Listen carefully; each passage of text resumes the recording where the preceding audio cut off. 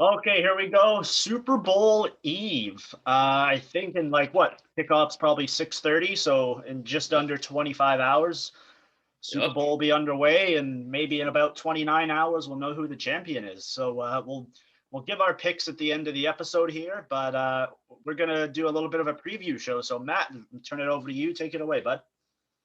Yeah, so Super Bowl, I think it's 53 or 54. It doesn't really matter. You have Tom Brady and the Tampa Bay Buccaneers in Tampa for the first time ever, which, if there's fans, well, like a full capacity, who knows how explosive that would be. You have Patrick Mahomes, I would say the best young quarterback in the game right now. They're going to meet tomorrow at 6:30.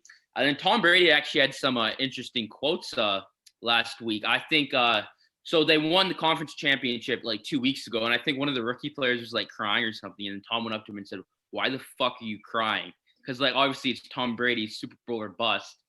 So as everyone knows, Tom Brady's 6-3 in the Super Bowl. So the question just kind of is, if Tom Brady loses this game, does it affect his legacy? Because he'll be 6-4.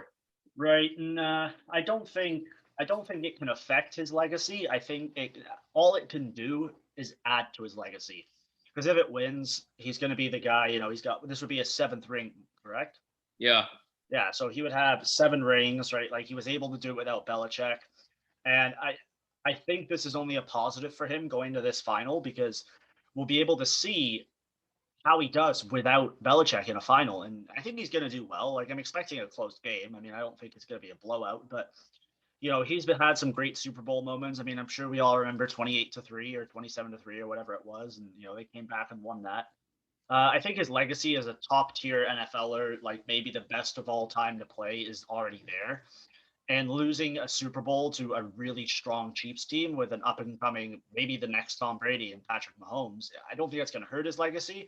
It's not definitely not going to take away from it, but if he wins, he'll go down as he left New England and he went and won in Tampa Bay. So to answer the question shortly, no, I don't think it will take away from his legacy. All it can really do is add to it. I see where you're coming from. I just think the whole Brady Belichick thing, it's all overplayed. We saw him get to the Super Bowl.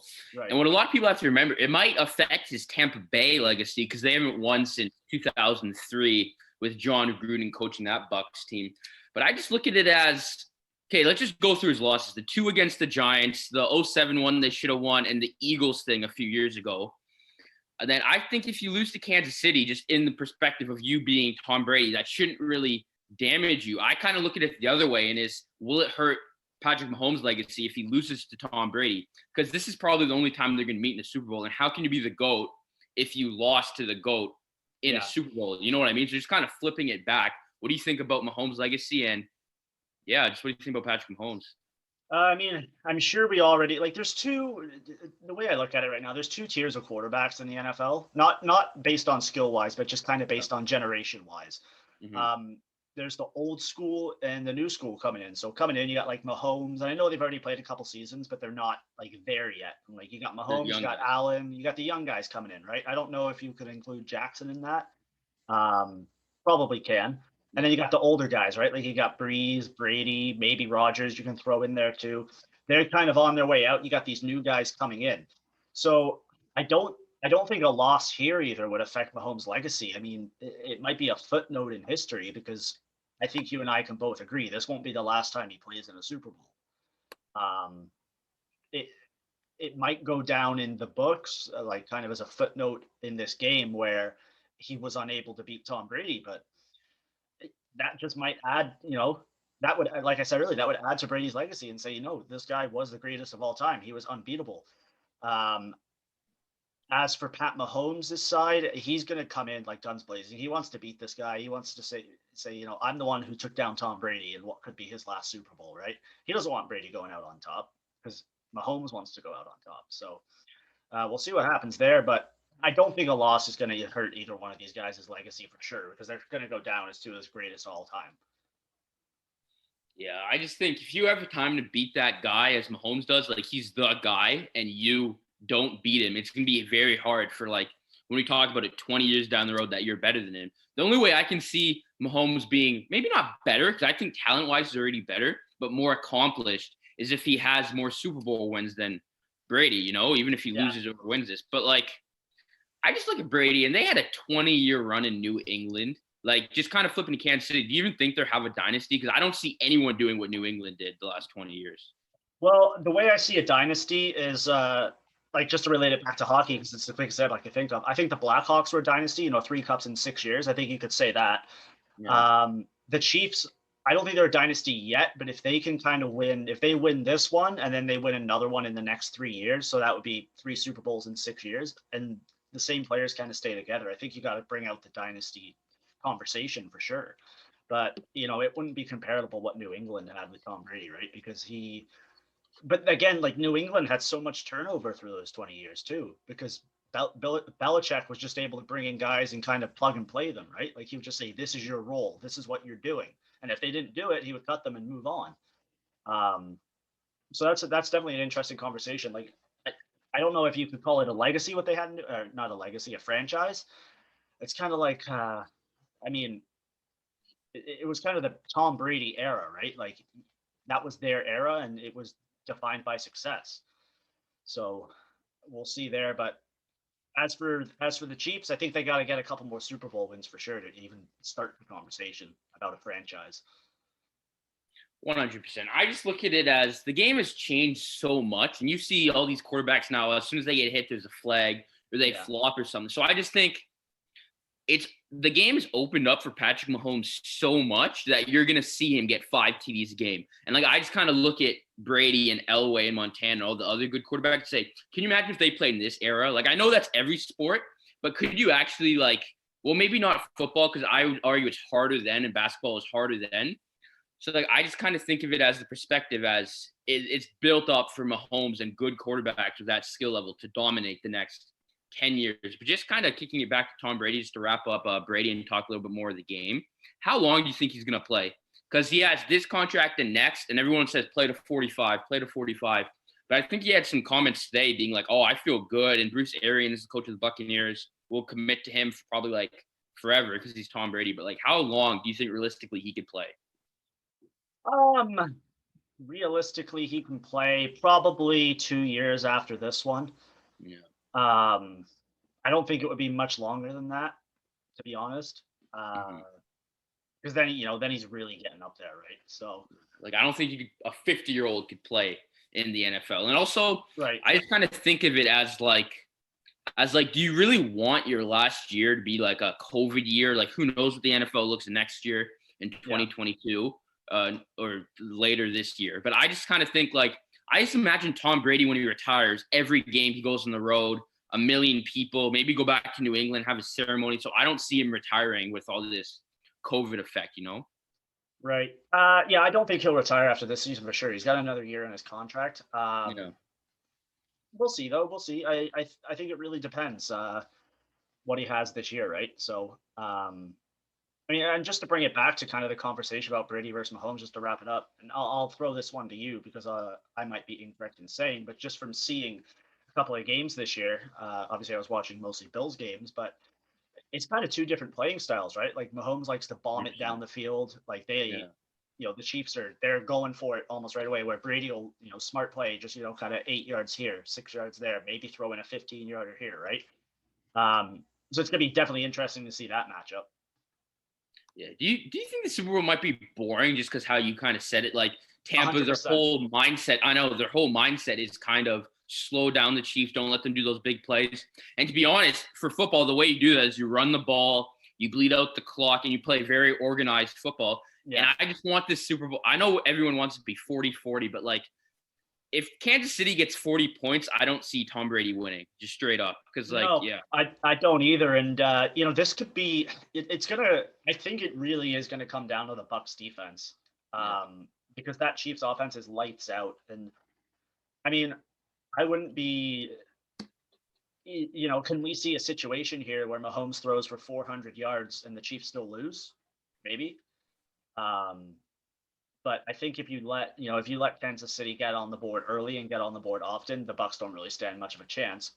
But we'll see what they do. Brady always finds a way to dig himself out of those holes. Like I mentioned, that 28-3 game, they stormed right back and won that one. So it's definitely going to be interesting. And just the pace of the game, I think it's going to start slow. And the fourth quarter and the 2-minute drill, because it'll be a close game, what's going to make your Super Bowl, right? That final 2 minutes. And with either one of those quarterbacks with the ball within 50 yards with 2 minutes left, you're asking for a show and you're going to get one. I agree. I'm so excited, just to be honest with you. I just think with COVID and everything that's happening, I'm so excited for like an actual event. Yeah. Where we can get excited, just kind of watch. So something we actually got to mention is Tyreek Hill and Travis Kelce. How do you stop them? Because I personally think you don't. You limit their chances. You could double team, but like everyone else says double team. Well, if you double team both of them, someone else is open. It's Patrick Mahomes. It's not like he only throws to them. So I just think if you're Tampa, you just gotta. It sounds dumb, but you minimize their chance. You don't let them get yards after the catch. But like as fast as Tyreek Hill is, because we saw them play. I think it was week 6 or 7.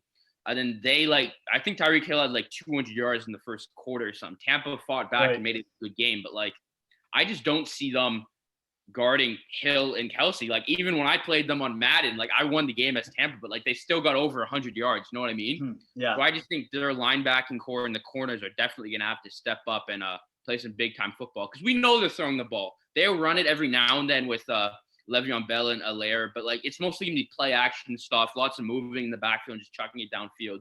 So I just think it's coming, but how are you gonna stop it? I think, and I said this when after the Chiefs beat the Bills, I said you got to pick your poison with those guys, because if you try and double team both of them, like you said, you're gonna, someone else is gonna be open. That's a 4-2 coverage. It's not gonna work.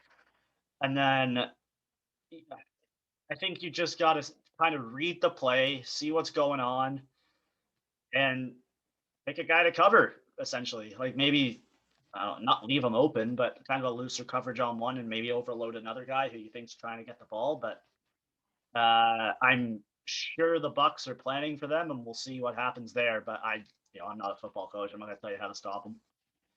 Yeah, it's enough for an analysis. I saw something funny. It will kind of go in our bad tweets, but I saw a tweet. And it was so how like they have to do like mostly football, not really hockey and other sports. They have to do like conditioning and like sprints and all that like workout type stuff. So with COVID, they had to do it like virtually. So I heard instead of Gronkowski running every day and sending it to like the chat or the coach, I don't know what he would have to do. He went one day, ran for 2 hours, but he switched his t-shirts for every like dash, but he would send them on different days, but he did it all in the one day. So I just think that's the most gangster thing I've ever seen. Do you know what I'm trying to say, Josh? That's so funny. That's such a Gronk story. I think a Gronk story. I think we need to address a story here where we almost didn't get a Super Bowl this weekend. I don't know if you saw this, but the Kansas City Chiefs barber tested positive for COVID halfway through a haircut. I mean, this guy, he had 5 negative tests before he came in. When he showed up, the team trainer, who's like well respected by the team, told Andy Reid, he's like, I'm going to test this guy just one more time just to make sure. Halfway through one of the haircuts for the first guy, like 20 people were going to see him this day, and all of them were hanging out in kind of the team lounge before they flew down to Tampa Bay, waiting for their haircut. So they were all interacting afterwards. And luckily they got that barber out of there midway through the first guy's haircut. So I guess that's a situation avoided. But I don't know what the NFL would have done there. Like, can you push the Super Bowl a couple days, or would that have been a? No, you can't. I saw another cool thing I actually saw is like, I think like since there are obviously not that many people in the building, they gave a lot of seats to first responders, medical people and stuff. I saw like to buy the Super Bowl, it's anywhere from like just for like normal people, like $5,000 to $80,000. So I was just thinking how fucking nuts that is. And I remember last year, the Super Bowl, like they have like a lounge for like important people. Like I saw NBA players and models and stuff there. Yeah. But I'm just like, Josh, how much money would you have to make a year for you to spend $80,000 on watching a sporting event that you can watch on TV? That's a luxury thing, right? Like that money's there in Tampa. So you're going to get people saying, oh, I was at the Super Bowl where only 25,000 people were there. Like that's just supply and demand. I would never spend $80,000 on something. I'd never spend $80,000 on a sporting ticket. Like, I think the most money I would spend is on a Leafs Stanley Cup final game. Yeah. I just also, what I've heard about the Super Bowl is I heard the partying and like the atmosphere is fun, but when the game actually starts and you're there, it's actually not as much fun because it's just an actual game and they do so much like endorsements and sponsorship and stuff. Yeah, I can that, get that. Every 5 seconds you hear blah, blah, blah, blah, blah, blah. So I actually heard it's so much more fun to have like a super party, just watch on TV. Like they try to make it more of a TV event. as it is like actually you there watching, which is kind of cool. So I don't know, I, I just want to throw that in. I know some people, and we'll kind of wrap it up after this, or this segment. I know some people that they instead of just buying tickets, they just spend the money to go down to the host city and just join in on the festivities, right? Yeah, Because because if you like go down super there, fun, you yeah. get there on the Thursday, you're partying until Monday because Super Bowl weekend. There's a Yo, lot going on. next year it's in Los Angeles. Should we go? If COVID's gone, COVID will be gone a year now, hopefully. or Yeah. So vaccinated. just to kind of wrap it up, who's gonna win? What's your score, and who will win MVP? I think the Chiefs will win 27-24, and Mahomes will get MVP. I think the Chiefs will win also. I'm going to give the MVP to Tyreek Hill just to be different. I feel like it's too easy to give it to the quarterback. Yeah. And I'll go their win 31-23. All right. We're kind of in the same ball house there. Yeah. We're a missed field goal and a made field goal apart. So we'll see how it goes. All right, last question. We'll kind of finish with this. Halftime performance. What are you expecting from Canada's own The Weeknd? I have no idea. I haven't seen the set list or anything, but like I've said it to a few other people, but like most of his songs are like they're not really like pump up or like dancing songs. They're kind of like slow-mo, those type of songs. So I have no idea what to expect. And just with COVID and stuff, like I remember Shakira and J-Lo, like there was like a million backup dancers. So like I don't know if COVID, like I have no idea what it's gonna be like to be honest. See, the thing about The Weeknd is I watched just before you came on here, I watched a couple of his live performances. He kind of does it by himself. He doesn't have a lot of people on stage. He kind of relies on the lights and the effects. And like at the last couple Super Bowls, we've seen, I think it was, I forget who was performing, but there was like a Prince hologram. They've had holograms on stage. They've had drones in the skies. Like Lady Gaga literally used the whole arena. She jumped in off the roof.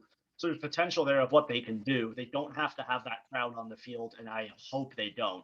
Like that's going to be such a bad look, right? Like you're running all this COVID, get vaccinated and all that, and then you look down at the field and you see, 10,000 people on the field watching The Weeknd. So it's like maybe don't do that this year, but it's going to be interesting. He's definitely doing this performance because what song do you hear every time they go to a commercial this year? And when they come back, it's Blinded by the Light. Like that's been their song this year. Yeah. So, gonna be interesting, and hopefully it's fun. Hopefully we get a good game and everything goes well. And we will talk about the aftermath of the Super Bowl on Monday.